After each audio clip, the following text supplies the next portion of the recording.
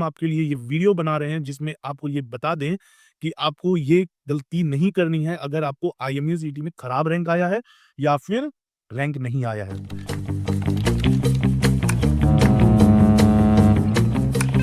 Watch your six.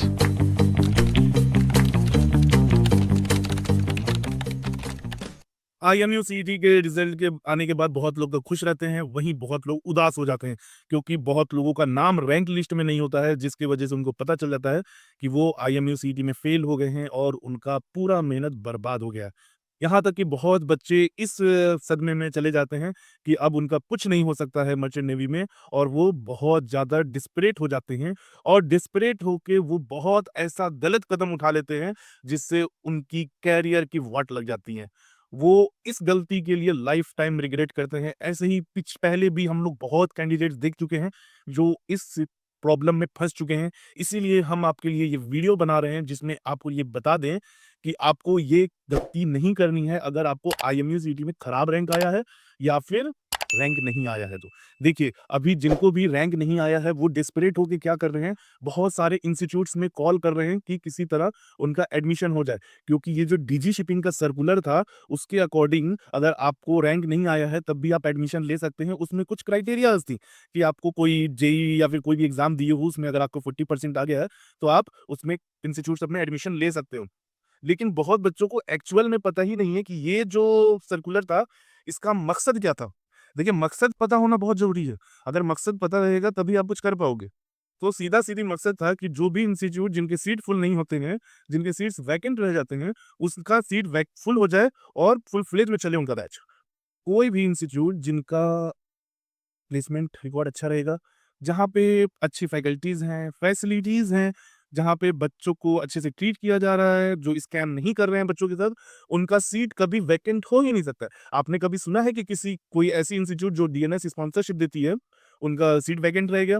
आपने कभी सुना है वैसे इंस्टीट्यूट जिनका प्लेसमेंट रिकॉर्ड अच्छा होता है, उनका सीट वैकेंट हो गया? नहीं होता है ऐसा। आईएमयू कैंपस का कभी सुना है सीट वैकेंट रह गया? नहीं होता है। आपने सुना है टीएस रहमान का सीट वैकेंट हो गया? नहीं होता है। क्यों नहीं होता है? क्योंकि उनके यहाँ प्लेसमेंट अच्छा है। बच्चे वहाँ खुद जाते हैं, उनको बुलाना नहीं पड़ता है बच्चों को कि आओ, आओ एडमिशन लो, एडमिशन लो। ये चीज़ें वहीं होती हैं जहाँ पर प्लेसमेंट नहीं होता है। तो अगर आपको ऐसे ऑफ़र्स मिल रहे हैं जहाँ पर इंस्टीट्यूट वाले बोल रहे हैं कि आपको रैंक नहीं आया है, हम आपको सीट देंगे, मतलब आप समझ लो कि कुछ तो गड़बड़ है। कुछ नहीं, पूरा दाल ही काला है। ठीक है? इसी वजह से आपको ऐसे इंस्टीट्यूट अवॉइड करने हैं। हाँ, मान लीजिए कि आगे चल के ऐसा होता है कि एमएट में, मैनेट में, एचआईएमटी में और तुलानी में सीट्स वैकेंट रह गए और वो बोलते हैं कि हम ले लेंगे, तब आप चले जाइए। लेकिन उसके अलावा जो भी इंस्टीट्यूट में आपको मौका मिले तो हम तो कभी रिकमेंड नहीं करेंगे आपको जाने के लिए। अगर आप जा भी रहे हैं, तो आप एक बार हमारी टीम से कंसल्ट कर लीजिए कि यहाँ जाना सही है कि नहीं है। क्या पता आप जो गलती करने जा रहे हैं, हमारी टीम उस गलती करने से आपको बचा ले। तो आपके लिए ये अच्छा हो जाएगा। अब आप कर क्या सकते हैं अगर हम आपको इंस्टीट्यूट जाने के लिए मना करें? देखिए, एक चीज़ हम बता देते हैं, हमको कुछ दिन पहले एक लड़का पता नहीं क्या कमेंट किया, हमको तो उसका मतलब समझ में नहीं आया, तो हम गूगल पे गए, वो वर्ड हमको बोलना भी नहीं आता है। तो उसमें लिखा हुआ था, उसका मीनिंग जब पढ़े हम, तो उसमें लिखा था कि ऐसा व्यक्ति जो हमेशा नेगेटिव ही चीज़ें सोचता है।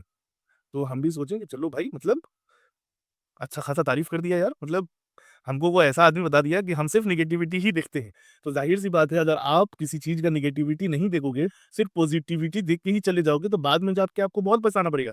मान लीजिए वैसे बच्चे जो मर्चेंट नेवी जॉइन कर रही है, सोचिए कि मर्चेंट नेवी में रॉयल लाइफ़ है और उनको एक्चुअल में पता ही नहीं है कि मर्चेंट नेवी की लाइफ़ कैसी है। वो शिप पर जाएँगे तो सबसे पहला चीज़ वो यही करेंगे कि वो पानी में कूद जाएँगे, क्योंकि उनसे बर्दाश्त ही नहीं होगा कि ये सब चीज़ें।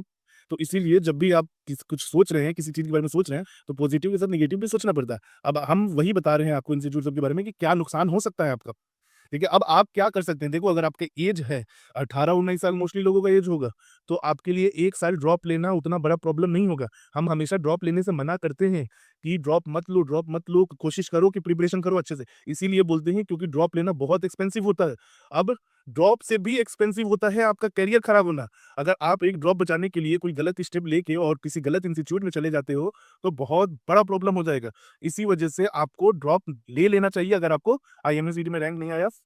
नीचे डिस्क्रिप्शन में व्हाट्सएप ग्रुप का लिंक है, आप व्हाट्सएप ग्रुप के को ज्वाइन कीजिए, हमारा कोई भी इन्फॉर्मेशन चाहिए वहाँ मिल जाएगा। अगर आपको अच्छे से प्रिपरेशन करना है तो आप हमारा आईएमयू मेट का बैच ज्वाइन कर सकते हैं 2026 के लिए। हाँ, बहुत लोग कमेंट करते हैं कि सिर्फ बैच सेल करते हैं, बैच सेल करते हैं। देखिए, हम लोग पढ़ाते हैं, हम लोग मेहनत करते हैं, तभी हमारा बैच भी सेल होता है। जो बच्चे अच्छे हैं पढ़ने में, जो अच्छा रैंक ले आ रहे हैं सेल्फ स्टडी से, बहुत अच्छी बात है। उनके लिए बहुत खुशी होता है कि वो खुद से बहुत मेहनत किए हैं। लेकिन उनको, जिनको ज़रूरत है, जिनको आइडिया नहीं है, जो कॉन्फिडेंट नहीं है, उनके लिए है ये बैच। उनके लिए है जिनको सही में गाइडेंस की ज़रूरत है, जिनको गाइडेंस मिलने के बाद वो कुछ अच्छा कर लेंगे। हमारे आईएमयू मेट का सिलेक्शन इतना ज़्यादा क्यों है?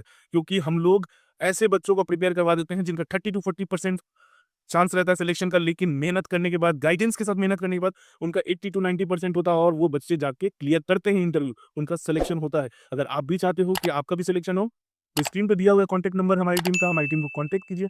चलिए tata, bye bye, take care.